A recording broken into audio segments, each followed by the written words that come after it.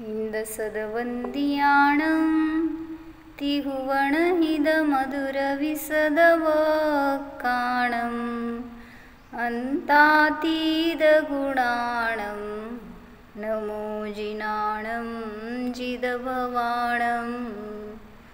कुंदकुंदाचार्य भगवान की जय। पंचास्तिकाय संग्रह वाचत होतो आपण। आता जेवढे गाथा झाले तेवढे सगळे नयामध्ये घालायचं काम तुमचं। आता तुम्ही नये एक्सपर्ट झाला सगळे। तर आपली कुठली गाथा चालली होती? 83 ना? धर्मद्रव्याचं वर्णन बघत होतो आपण।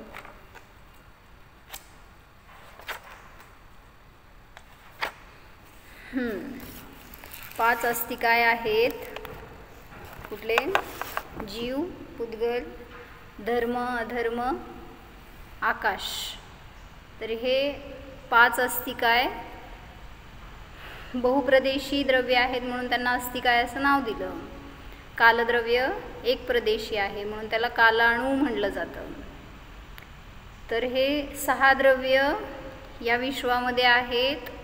भलेही एकेकांचं कार्य परस्पराच्या पूर्ण विरोधी आहे तरी सुद्धा ते एकत्र राहतात, एकमेकांचा नाश न करता राहतात।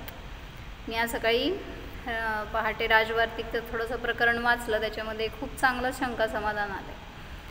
म्हणजे आता वाचू आपण। धर्मद्रव्य आणि अधर्मद्रव्य परस्पर पूर्ण विरोधी कार्य आहे। एक चालायला मदत करते तर एक थांबायला मदत करते। तर त्यांनी त्यात शंका घेतली आहे की दोन्ही द्रव्य एका ठिकाणी आहेत तर त्या दोघांचं कार्य वेगवेगळं असताना किंवा विरोधी असताना ते स्थिर राहायला पाहिजे ते द्रव्य। जसं त्यांनी उदाहरण दिले की एखादा 2 पक्षी आहेत आणि त्यांच्या तोंडामध्ये असणारं भक्ष्य ते दोन्हीकडनं तेवढ्याच इक्वल प्रेशरनी ओढत आहेत। कुणीकडं जाणार होते भक्ष्य? तर सांगितलं ते जसंच्या तसं राहतं, न ते इकडं जाणार न इकडं जाणार, स्थिर राहणार।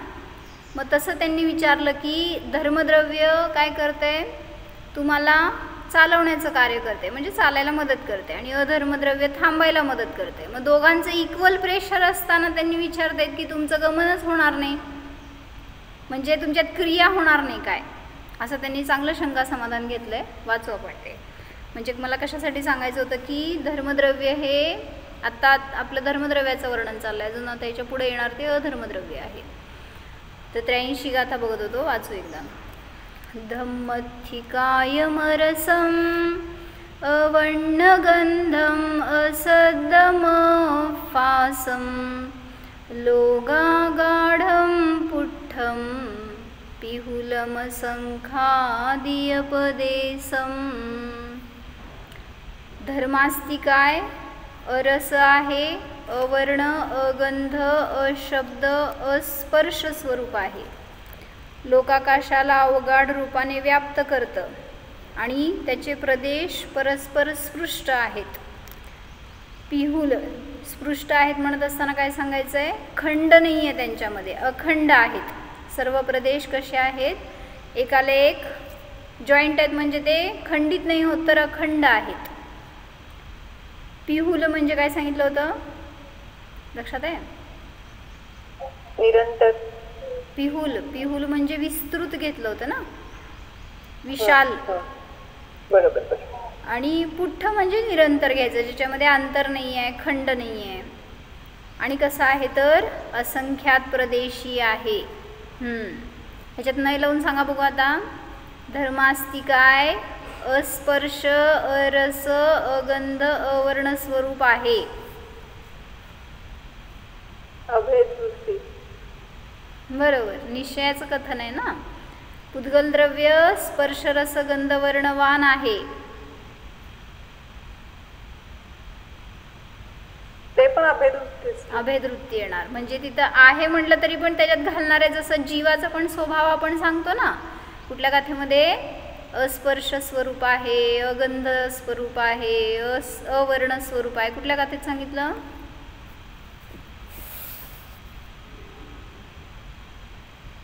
समयसारशी सांगितली. कुठली गाथा? अबद्ध स्पष्ट अनन्याने. नाही नाही नाही नाही, ते नव्हे. अस्पर्श अरस अगंध अरस अगंधम वर्ण. ते 45 ते 50. म्हणा कीर्ती काकी.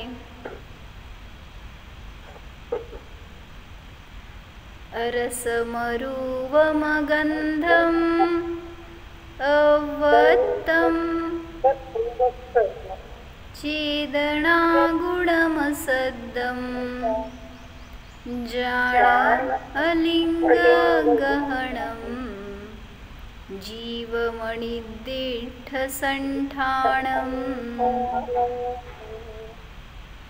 असं नातेपुतेला स्वाध्याय चालायचा, तिथं शीतल काका असायचे सांगायला.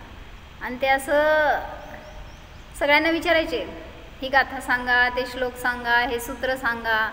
तर ते समोर बसलेले असायचे ना, एकापेक्षा एक शिष्य. त्यांचे शिष्य असे होते जे की फटाफट उत्तर द्यायचे आणि म्हणायचे गाथा बरं का. आणि मग त्यातून त्यांनी इन्स्पिरेशन दिलं होतं सगळ्यांना की तुम्हाला ॲटलिस्ट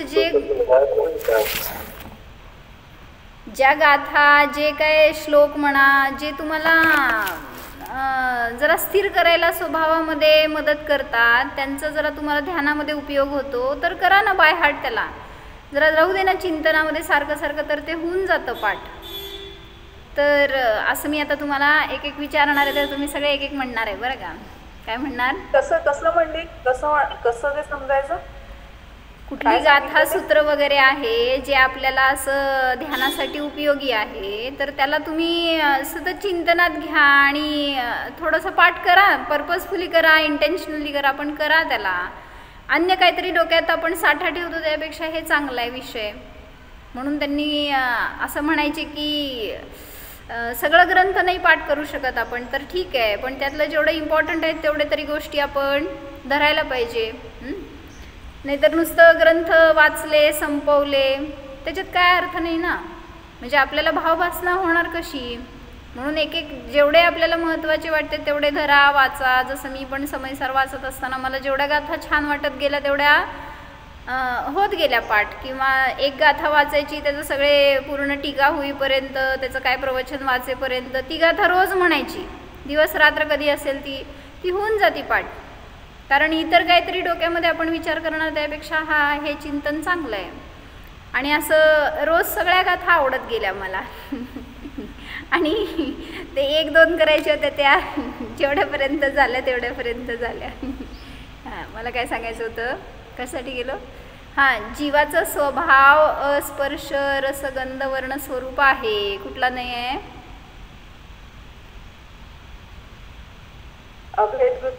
निश्चय नाही आहे, अभेदवृत्ती आहे. मग तसंच इथं सगळ्या द्रव्यांसाठी हेच लावलं तरी पण बरोबर आहे. म्हणजे अस्पर्श रसगंध वर्ण स्वरूप, धर्मद्रव्य अधर्मद्रव्य आकाशद्रव्य कालद्रव्य सर्वांच्या बाबतीमध्ये असं जर लक्षण केलं तर ते अभेदवृत्तीचं लक्षण झालं. पुरुषार्थ सिद्धी उपायामध्ये 9 नंबरची गाथा आहे तिथे पुरुषाचं स्वरूप सांगितलंय. अस्ति पुरुषश्चिदात्मा विवर्जित स्पर्श गंध रसवर्णे. म्हणजे समयसारला आपण ते म्हणतो तिथे ही पण एक गाथा घेऊ शकतो. स्पर्श रसगंध वर्णाने रहित आहे असा तो चित स्वरूप आत्मा आहे. ते पण काय होणार? बरोबर आहे, निश्चयाचा विषय आहे. धर्मद्रव्यामध्ये स्पर्श रस गंध हे गुण आहेत म्हणलं तर कुठला नाही? नयाभास. धर्मद्रव्यामध्ये नाहीच आहेत ना. पुद्गल द्रव्यामध्ये स्पर्श रस गंध वर्ण आहे. कुठला नाही झाला? नाही, पुद्गल द्रव्यामध्ये आहेत की, नयाभास कशाला? धर्मद्रव्यामध्ये धर्मद्रव्यामध्ये आहेत म्हटलं तर नयाभास झाला. पुद्गल द्रव्यामध्ये स्पर्श रसगंध वर्ण गुण आहेत. कुठला नाही सांगा?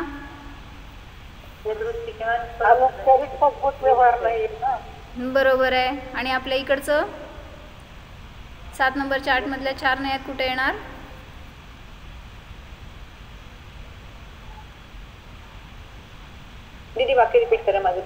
धर्मद्रव्यामध्ये स्पर्श रसगंध काय पुद्गल द्रव्यामध्ये स्पर्श रसगंध वर्ण गुण आहेत.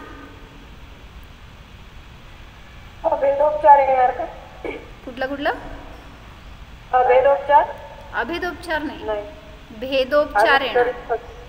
हां, भेदोपचारामध्ये आपण गुणांचं कथन करतो ना. स्वतंत्र गुणांचं केलं, एका गुणाचं करा नाहीतर अनंत गुणांचं करा, तरी पण ते भेदोपचार नाही आहे. ठीक आहे. काय कोणाला शंका असेल तर विचारा. नयातून बाहेर पडायचं आहे का, ज्ञानात जायचं आहे का? ते परम शुद्ध साक्षात शुद्ध निश्चय न्यायाचे आहेत ना, ते पण एक थोडंसं सांगायचं. ते वर्णिजींनी असे अनेक भेद केलेत. ॲक्च्युली आपल्याला समजण्यासाठी एवढे भेद बास आहेत, जे 7 नंबर चार्टमध्ये आपण शिकतो ना.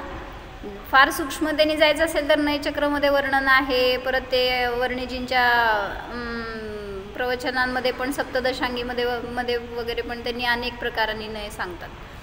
पण जेवढं आपल्याला माहितीसाठी आवश्यक आहे, हे 7 नंबरच्या अपेक्षेने जेवढं सांगितलेलं आहे ते सफिशियंट आहे. इंटरेस्ट असेल तर वाचा बरं का, मला म्हणायचं नाही आहे. म्हणजे परमशुद्ध निश्चय आहे तो एकच आहे, निश्चय यामध्ये भेद नाही आहे. पण जे काय तुम्ही बाकीचे नाव घालता ना, अशुद्ध निश्चय, एकदेश शुद्ध निश्चय, ते सगळे व्यवहाराचे भेद आहेत. त्यामुळं निश्चय जो आहे तो अभेद आहे, अखंड आहे, व्यवहारामध्ये भेद केले जाणार. म्हणून सगळ्या द्रव्यांच्या बाबतीमध्ये जे स्वरूप दाखवलं जाणार ते कुठल्या नयाने, तर तो निश्चय नय असतो. नाही, मग ते साक्षात शुद्ध नय आणि एक देश शुद्ध नय ह्याच्यामध्ये काय डिफरन्स असते?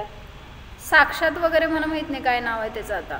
म्हणजे आता हे परमशुद्ध निश्चय नाही म्हणतात तर ते अभेदवृत्तीचा विषय झाला. आणि 7 नंबर चार्ट बघितला असेल तर त्यामध्ये महाराजजींनी नावं दिली आहेत. अभेदोपचार जो कॉलम आहे ना, त्याच्यामध्ये खाली 3 रकाने केले: पूर्ण शुद्ध निश्चयने, एकदेश शुद्ध निश्चयने आणि अशुद्ध निश्चयने. मग ते सगळे व्यवहाराचे भेद आहे, त्यांचे विषय जसे घेतले गेले त्याच्यानुसार त्याच्यामध्ये भेद केला. जसं अरिहंत सिद्धांना विषय केला तर तो पूर्ण शुद्ध निश्चयने झाला. एकदेश शुद्ध निश्चयने म्हणजे एकदेश आंशिक शुद्धी प्रगट झाली आहे 4थ्या गुणस्थानापासून 12व्या गुणस्थानापर्यंत किंवा 14व्या गुणस्थानापर्यंत, त्याला एकदेश शुद्ध निश्चयने म्हटलं. आणि अशुद्ध निश्चयने म्हणजे संसारी जीवाची विभाव परिणती, त्याने सहित असलेलं ते द्रव्य, त्याला म्हटलं होतं अशुद्ध निश्चयने. ते नियमसारजीमध्ये आहे ते साक्षात शुद्ध नाही असं सगळे जे काय त्याचे थोडे आहेत ना भेद. ते मग ते जर बाकीचे काही तिथं अन्य वर्णन केले नसतील निश्चयाचे तर साक्षात शुद्ध निश्चयने म्हणजे पण अभेदवृत्ती घ्यायचा. पण त्याबरोबर परत परमशुद्ध निश्चयने असं काय घेतलेलं असेल तर वाचावं लागेल काय प्रकरण आहे ते त्यानुसार. ठीक. तर आतापर्यंत आपण कणाचं वर्णन बघितलं. उद्गल द्रव्य, जीवद्रव्याचे पण वेगवेगळ्या अधिकारांच्या द्वारे वर्णन करून सांगितलं. पुद्गल द्रव्याचं पण वर्णन झालं. आता धर्मद्रव्याचं वर्णन करतायत. सांगा, माझ्या स्वभावामध्ये पुद्गल द्रव्य नाही. कुठला नाही आहे?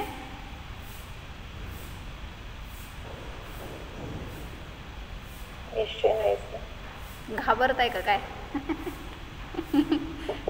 बरोबर आहे की. एक तरीकडे आपण स्पर्श रसगंध वर्ण स्वरूप म्हणतोय, ते पण पुद्गल द्रव्य नाहीच अर्थ आहे ना त्यातनं पण. त्यामुळं असं म्हणा नाही तर तसं म्हणा, त्यामुळं तो निश्चयच आहे. जीवामध्ये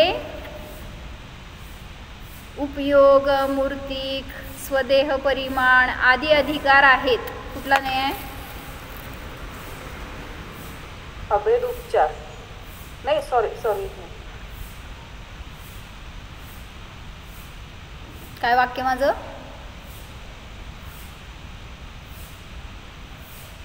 जीवामध्ये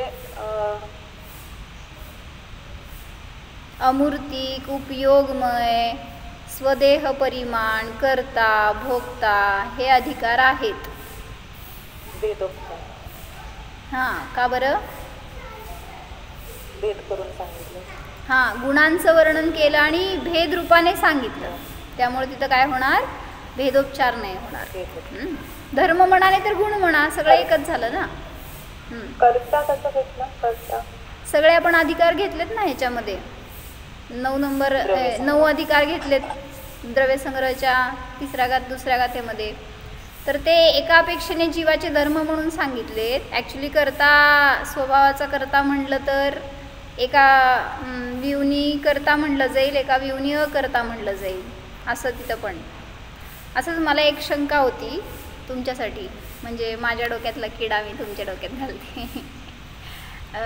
ऊर्ध्वगमन स्वभाव आहे ना जीवाचा, तर तो स्वभाव आत्ता प्रगट नाही आहे, बरोबर. स्वाभाविक जी आहे ती गती बघितलं आपण सगळं वर्णन त्याचं.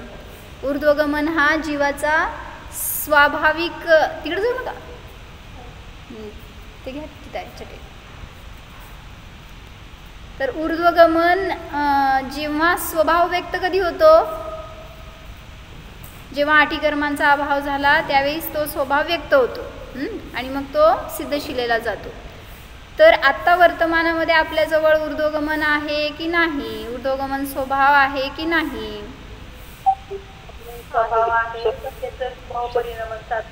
हां, तर मला काही शंका आहे. आत्ता स्वभाव आहे माझ्याजवळ, जसं सर्वज्ञत्व स्वभाव आहे आत्ता आपल्याजवळ, पण व्यक्त नाही आहे, आत्ता आपण सर्वज्ञ नाही आहे.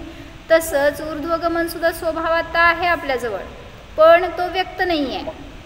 जरी सांगितलं तुम्ही मध्य लोकातून ऊर्ध्व लोकामध्ये जन्माला जाऊन देवगतीला गेलात, तरीसुद्धा तो ऊर्ध्वगमन स्वभाव नाही आहे. ऊर्ध्वगती झाली पण ती कर्म सापेक्ष असते.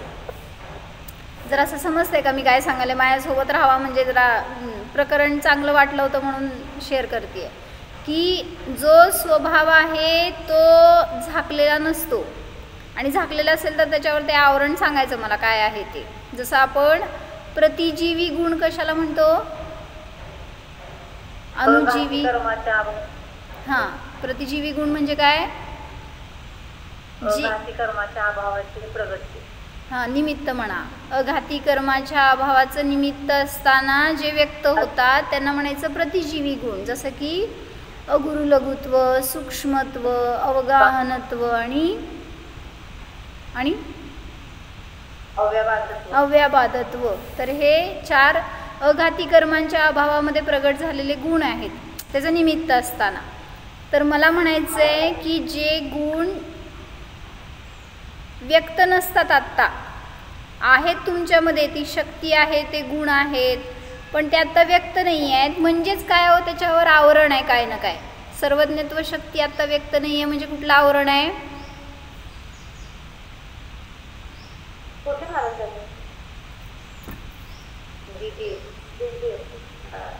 केवळ ज्ञान का?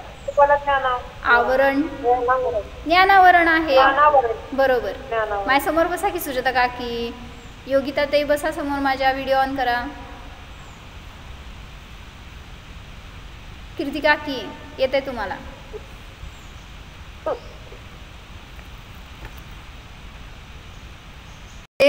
ही जीवाचा ऊर्ध्वगमन स्वभाव आहे, तर तो स्वभाव आत्ता व्यक्त नाही. मग मला म्हणायचंय जर व्यक्त नाहीये तर त्याच्यावर आवरण आहे, तर कुठलं आवरण आहे? जसं सर्वज्ञत्व शक्ती आता नाहीये तर त्याच्यावर आवरण आहे म्हणताय तुम्ही, म्हणजे ज्ञानावरण आहे. तर तसं ऊर्ध्वगमन स्वभाव जर आता व्यक्त नाहीये तर त्याच्यावर कुठलं आवरण आहे? चिंतन करा, लगेच सांगा असं म्हणत नाही मी. परत तसंच सांगितलं अमूर्तत्व हा जीवाचा स्वभाव आहे. आता जीव स्वभावाने अमूर्तिक आहे पण व्यक्त नाही आहे, जसं की सिद्ध दशेमध्ये व्यक्त होतो. सिद्ध कशा आहे तो? मूर्तिक आहेत का अमूर्तिक? तुम्ही कसे आहेत? मूर्तिक आहे का अमूर्तिक? अमूर्तिक आहे का? आता सांगायला लागले मी मूर्तिक आहे म्हणून तर तुम्ही अमूर्तिक म्हणताय. कथनचित म्हणा किंवा एका अपेक्षेने, म्हणजे जोपर्यंत कर्मांचं आवरण आहे, शरीराचं आवरण आहे, तोपर्यंत मूर्तिक आहात असं म्हणलं गेलं. संसारी जीव आहे तो मूर्तिक आहे. दिसतोय ना, हलतोय हात म्हणजे इथं जीव आहे. तसं डेड बॉडीचा पण हात हलवला तर हलतो बरं का, हलवायला जाऊ नका. म्हणजे दिसतंय या अर्थी, आकार आहे या अर्थी तिथं मूर्तिकता आहे असं म्हणलं गेलं. त्यामुळं अमूर्तिक हा पण स्वभाव व्यक्त नाहीये. मग तिथं जो व्यक्त झाला कुठं? सिद्ध दशेमध्ये. तर आता व्यक्त न होण्यासाठी त्याच्यावर काय आवरण आहे? काहीतरी असायला पाहिजे ना, जे की तुम्हाला बाधा करते तुमचा स्वभाव व्यक्त होण्यामध्ये. कुठलं आवरण आहे? नामकर्म. का?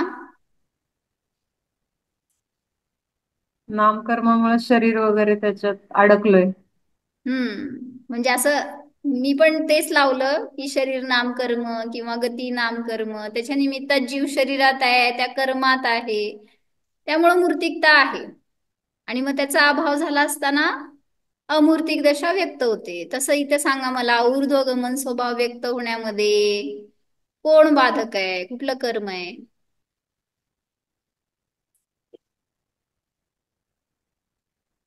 टेक युअर ओन टाइम, चालतंय, मी नंतर विचारते परत तुम्हाला.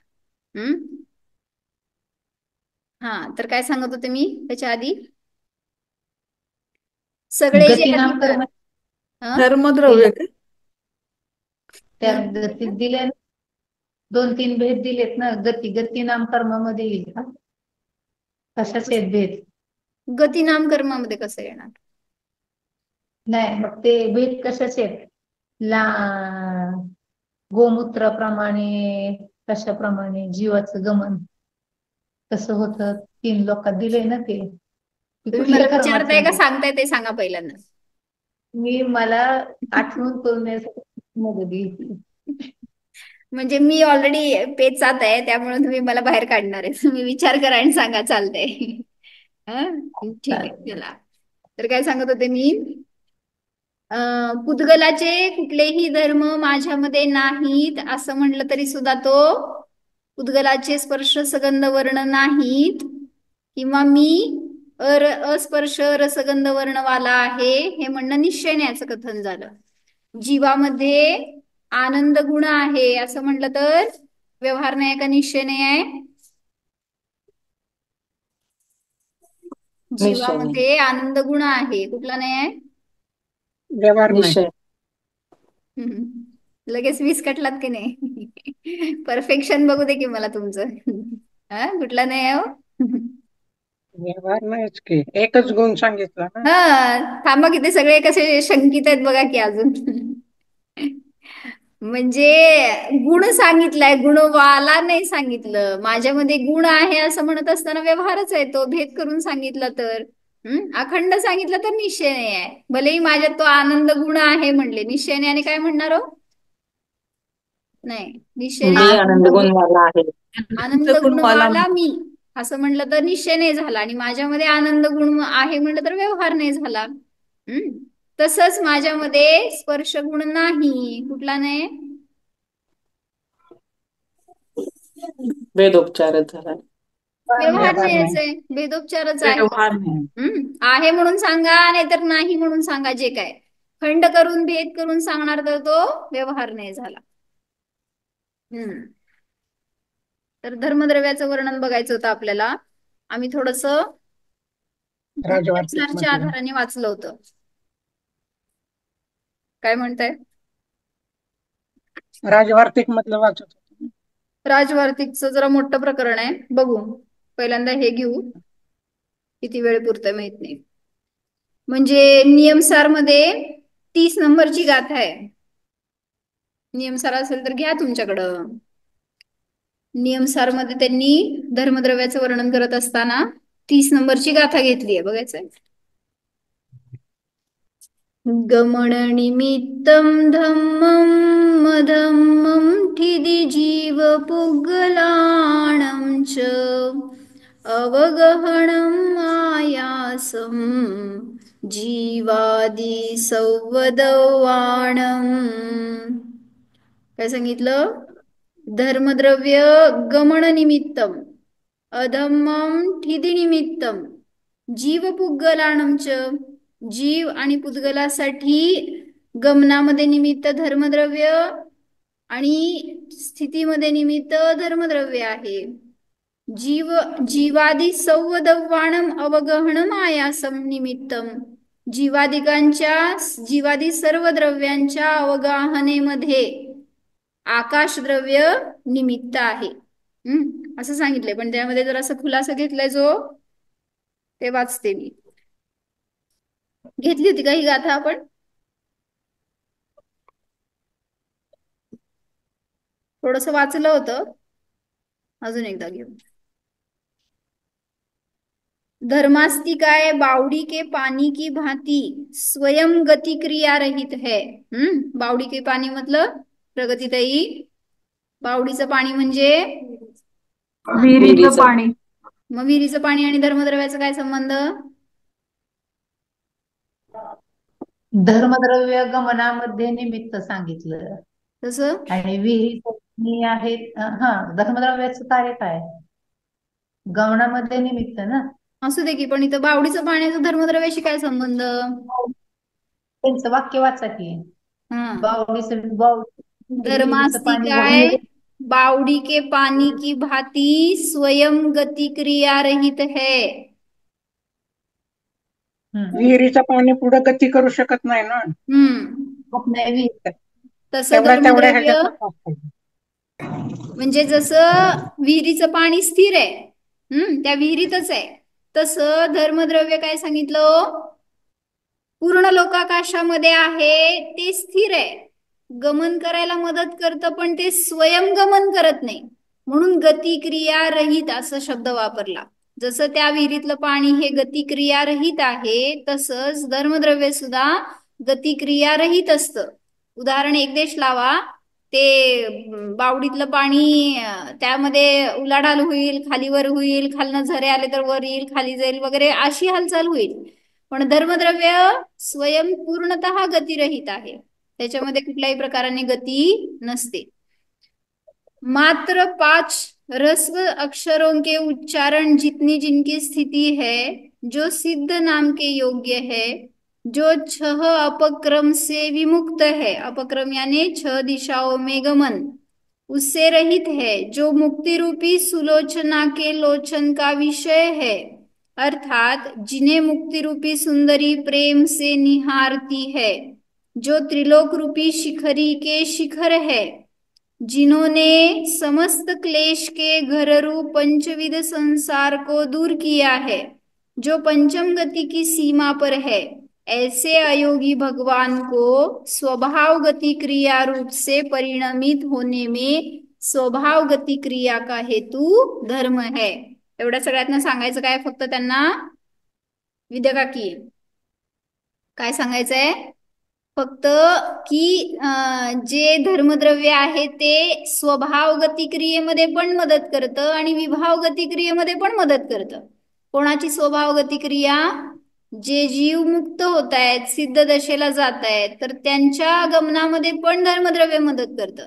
आणि जे विभाव गमन करतायत म्हणजे संसारी दशेमध्ये, तर त्यांच्या गमनामध्ये पण धर्मद्रव्य मदत करतं. म्हणून स्वभावरूप गमन कसं असतं याच्यासाठी हे सगळं त्यांनी उदाहरण देऊन सांगितलं. 6 अपक्रम से विमुक्त म्हणजे जे सिद्ध जीव आहेत ते ऊर्ध्वगमनच करतात, ते 6 दिशांना जात नाहीत. तर हे झालं स्वभाव गमन किंवा अपक्रम रहित गमन. पंचम गतीच्या भाव स्वरूप सिद्ध प्रभू लोकाच्या सीमेवर जाऊन थांबतात. त्या सिद्धांच्या ऊर्ध्वगमन या स्वभाव गतिरूप क्रियेत ऊर्ध्वगमन किंवा क्रियावती शक्ती हे उपादान कारण आहे. हे घेतलं होतं आपण बहुतेक एक प्रकरण, की जेव्हा ज्या समयाला असं म्हणतो ना 8 कर्मांचा अभाव झाला, त्याच समयाला तो सिद्धशिलेवर विराजमान होतो. तर त्यांनी विचारलं की 8 कर्मांचा अभाव व्हायला आणि सिद्धशिलेवर विराजमान व्हायला एकच समय आहे का समय भेद आहे?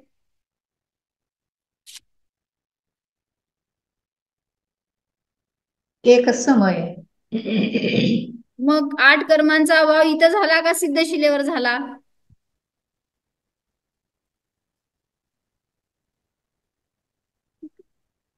मग का म्यूट झाला सगळे? आणि इथं 8 कर्मांचा अभाव मध्य लोकात झाला का ऊर्ध्व लोकात झाला? मध्य लोकात. मग समय भेद आला का त्याच समयात आला? त्याच समयात. हा, ऍक्च्युली त्याच समयात आहे. आपण त्या क्षेत्राच्या अपेक्षेने मग लावतो. सिद्धशिलेच्या अपेक्षेनं म्हणतो तिथं पोचले, आणि तिथं तरी किती त्यांचं आहे? 343 घनराजू ती किती एका समयाच्या आत पोहोचतात ना. 7 राजू म्हणायचं. हा सॉरी 7 राजू बरोबर. म्हणजे काय सांगायचंय, एका समयात जरी म्हणला त्याच समयात, तरी सुद्धा तिथं समय भेद आहे बर का, त्याच समयामध्ये नाही. या ठिकाणी 8 कर्मांचा अभाव होतो आणि जीव जाऊन विराजमान होतो सिद्धशिलेवर. मग तुम्ही सांगता ना, एका समयात शीघ्र गतीने 7 राजू गमन करतो, असं जे सांगितलं गेलं ते कुठल्या अपेक्षेने हो?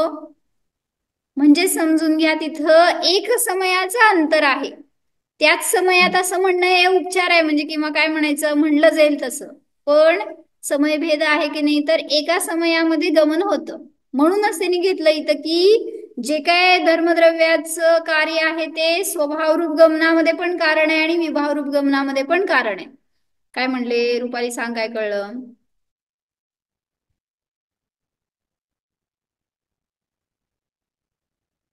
आहेस का?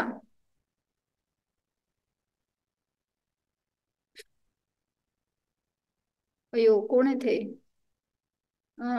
सोवानी जैन, मराठी समजते का? बघितलंच नाही मी. हेलो, सोवानी जैन कौन है? मराठी समझ में आता है? हाँ हाँ, जय जिनेन्द्र। समझ में आता है मराठी? हाँ, मराठी हिंदी में समझती हूँ। फिर आप ऐसे ही सुनते रहे, मैंने देखा ही नहीं आप आए। नहीं, सुनती हूँ, ऐसा थोड़ा थोड़ा समझ में आता है मराठी में, हाँ लेकिन एकदम बोलने को नहीं आएगा मेरे को, समझ हाँ, में आ नहीं रहा नहीं, है। अभी बताओ क्या क्या समझ में आया? मैंने अभी चालू किया। अरे ओके ओके। हाँ हाँ, तो हम क्या बता रहे हैं कि धर्मद्रव्य जो है वो हमें स्वभाव रूप गमन में भी निमित्त है और विभाव रूप गमन में भी निमित्त है। मतलब वो जबरदस्ती थोड़ी गमन कराता है, आपको गमन करना है तो वो मदद कर रहा है, सिर्फ निमित्त इतना है। ही उसका रोल है। तो इसलिए हम्म। हमने नियम सार की 30 नंबर की गाथा देखी है, उसमें उन्होंने बताया है जो स्वभाव गति रूप क्रिया है सिद्धों की, सिद्ध यहाँ हाँ, से ऊर्ध्वलोक में विराजमान होंगे तो उसमें जो उनकी क्रिया है स्वभाव गमन की, तो उसमें उपादान क्या है और निमित्त क्या है? निमित्त धर्म द्रव्य बराबर। और उपादान अपना आत्मा। कौन सा गुण है, कौन सी शक्ति है जो उपादान है? आप वीडियो ऑन करेंगे तो हमें अच्छा लगेगा। हाँ, हम्म, काय म्हणते? ऊर्ध्वगमन स्वभाव ना. हाँ, तो इसलिए बताया ऊर्ध्वगमन जो स्वभाव है वो उसका उपादान कारण है, या क्रियावती शक्ति है वो उपादान कारण है, और निमित्त कौन है? क्रियावती शक्ति। धर्मद्रव्य. बराबर है ना? कुछ गलत होता हो तो बताओ। क्रियावती शक्ति या ऊर्ध्वगमन स्वभाव ये उपादान कारण है, उपादान यानी क्या? रियल कारण है। और निमित्त रूप से बहिरंग में धर्मद्रव्य है, उन 8 कर्मों का अभाव है जहां पर ऊर्ध्वगमन हो रहा है, तो ये सब बहिरंग निमित्त है। धर्मद्रव्य है वो आपकी गति कोई भी हो उसमें सिर्फ वो हेल्पर है, निमित्त है। ऐसे ही नियम सार की 184 नंबर की गाथा है, उसमें भी क्या बताया है धर्मद्रव्य का?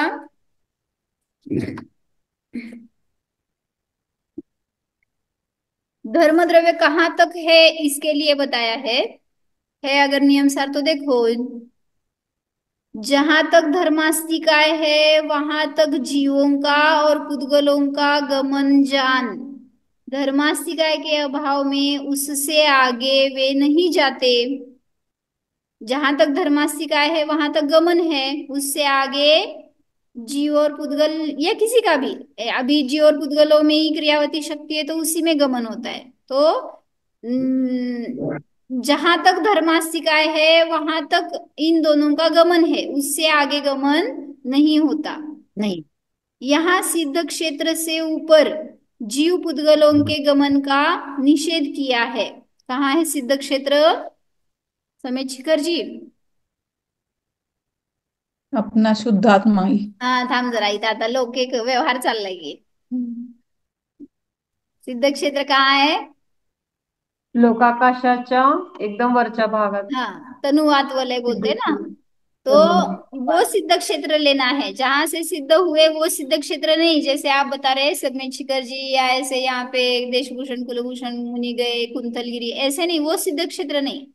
तो जहां पर जाकर वो सिद्ध विराजमान हो गए वो सिद्ध क्षेत्र, तो उस सिद्ध क्षेत्र से ऊपर जीव पुद्गलों का गमन नहीं होता। नहीं। जीवों की स्वभाव क्रिया सिद्धि गमन है, मतलब सिद्ध क्षेत्र में गमन है। और विभाव क्रिया अन्य भव में जाते समय 6 दिशा में गमन है। जहां शरीर सहित है या कर्म सहित है हम, वहां पर 6 दिशाओं में गमन होता है। कौन सी 6 दिशा? पूर्व, पश्चिम, उत्तर, दक्षिण और ऊर्ध्व और अधो। बराबर। काय काय सांगा? ऊर्ध्व आणि अधो ह्या 6 दिशा घेतल्या, विदिशा नाही घेतल्या त्याच्यामध्ये। विदिशा कुठल्या हो? हा आग्नेय, नैऋत्य, वायव्य, ईशान्य। हाँ, बरोबर आहेत ना तुमच्याकडे आमच्यासारखेच। तो ये जो 4 विदिशा है इसमें गमन नहीं होता। जब स्वभाव गमन होता है तो इसी दिशा में, सॉरी, संसारी जीव का जब गमन होता है अन्य भव में जाते समय, उसको भी एक अपेक्षा से स्वभाव गति कहा है, मतलब कर्म निरपेक्ष गति कहा है। अभी ये शुद्ध परिणमन थोड़ा सा बाजू में रखो, जो सिद्धों का गमन है वो तो स्वाभाविक क्रिया है ही, लेकिन जो एक भव से दूसरे भव में जीव का गमन होता है वहां पर कर्मों की अपेक्षा नहीं होती। और जब वो गमन होगा तो श्रेणी में से ही गमन होगा। एक तो राइट क्या स्ट्रेट गमन होगा या तिर्यक गमन होगा बस, और ऊर्ध्व और अधो, इससे छोड़कर अन्य गति रूप से गमन नहीं होता, मतलब अन्य दिशा में नहीं होता। इसीलिए बताया यहाँ पे 6 दिशा में गमन है। उद्गलों की स्वभाव क्रिया परमाणु की गति है। ठीक है, वो टाइम खत्म हो गया है, कल देखते हैं, थोड़ा सा डीप में है वो। अगर आपके पास बुक है तो लेकर बैठो, क्योंकि जब जितना हम देखेंगे उतना धारणा होती है अच्छे से। क्या किती नंबर गाथा आहे? 184 आहे ही आता मी वाचलेली। कोणतं पुस्तक आहे? नियमसार मध्ये 184 गाथा है, 184। तो उसमें ये ठीक है, ठीक है। वर्णन आया है। अभी सिर्फ समझना इतना सा इसमें कि जो जीव कर्मों से मुक्त हो गया तो उसकी कौन सी गति होती है? स्वभाव गति होती है, वो ऊर्ध्वगमन ही करेगा। और जो जीव संसारी दशा में है उसके 6 दिशाओं में गमन होता है, जब वो एक भव से अन्य भव में जाता है। तो स्वभाव तो जीव का निर्गति, तो ऐसे गति ये एक्चुअली विभाव है। कहीं पर भी गमन करना ये जीव का स्वभाव नहीं है, विभाव है। लेकिन हम उसी के आश्रय से ये स्वभाव समझते हैं, मतलब कहीं जाना है आना है तो उससे हमें सुख है। म्हणजे कुठं तर जायचं पळायचं असेल तर फिरायचं, याच्याशिवाय आपल्याला आनंद नाही असं वाटतंय। पण ॲक्च्युली गमन करताना आनंद आहे का स्थिर राहिल्यावर आहे हो? म्हणजे स्थिर राहिलात तर स्वभावामध्ये केंद्रित होऊ शकता। जेवढं गमन करणार तेवढे विकल्प वाढणार, तेवढी व्यग्रता वाढणार, त्यामुळं स्वभावाकडे यायला चान्स कमी राहणार। म्हणून मुनिराज स्थिर असतात। स्वभावाची साधना करायसाठी ते जास्त पळापळी करत नाहीत। पण आजकालचे त्यागी काय करतायत? इंडियाभर आम्हाला फिरायचं आहे, प्रभावना करायची आहे बाहेर। असं उद्देश बाहेरच्या कोणासाठी करायचं हा उद्देश असेल तर आपण दीक्षा कशासाठी घेतली आहे हो? मग घरात राहून आपण केलं असतं ना आपली साधना, त्याच्याबरोबर दुसऱ्यांची प्रभावना पण ते स्वतःची साधना अशी करतात की त्यांच्याकडे पाहून प्रभावित होतात लोक। म्हणून त्याच्यासाठी आपल्याला फिरायचं आहे हा उद्देश ठेवणं चुकीचं आहे। म्हणून गमन करणारा नाही, जाणणारा आहे असं जाणा। हो, हा मी स्थिर स्वभावी ध्रुव आत्मा आहे, निर्गमन स्वरूप आहे,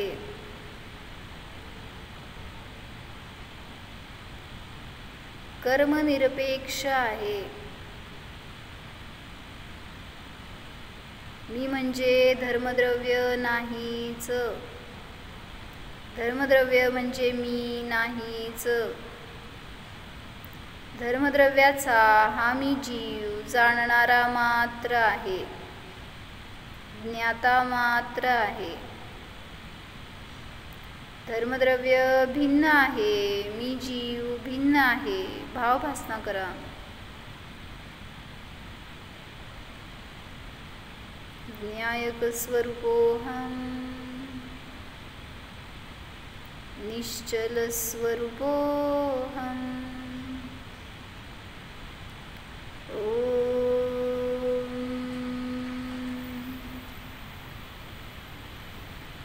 विसर्जन.